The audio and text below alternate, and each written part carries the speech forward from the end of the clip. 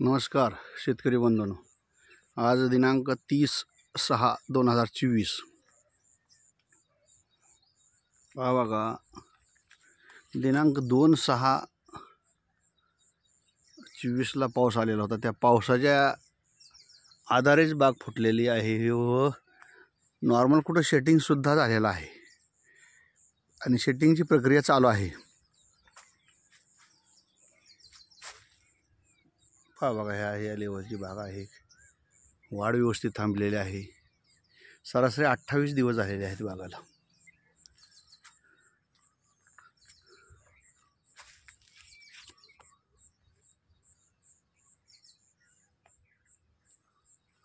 तर 052 सुद्धा सोडलेला आहे, एकदा अजून सोडणार आहे। वेलसेटचा एक स्प्रे झालेला आहे। सेटिंगची अवस्था चालू आहे। धन्यवाद।